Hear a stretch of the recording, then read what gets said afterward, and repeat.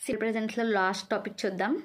ఇంకా negative sentences కూడా అయిపోయినాయి కదా. ఇంకా లాస్ట్ మనకు ఉన్నది ఇంటరోగేటివ్ సెంటెన్సెస్. ఇంటరోగేటివ్ సెంటెన్సెస్ అంటే క్వశ్చనింగ్ అనమాట. పక్కన వాళ్ళు మనం అడుగుతాం కదా, ఇది ఎవరు చేశారు, తను ఆడాడా, తను చేశాడా, తను వెళ్ళిందా, తను వచ్చిందా, ఇలాంటివి అనమాట. ఇవి సింపుల్ ప్రెజెంటెన్స్లో ఎలా ఉంటాయో చూద్దాము. దీనికి కూడా మనకి నెగిటివ్ సెంటెన్సెస్లో ఉన్నట్టుగా మ్యాజికల్ వర్డ్స్ అనేవి ఉన్నాయన్నమాట.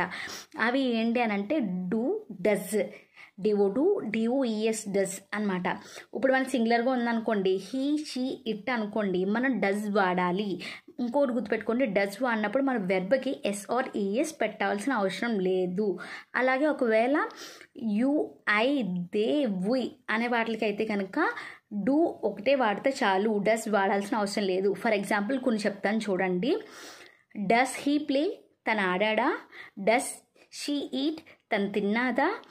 డూ దే గో, వాళ్ళు వెళ్ళారా.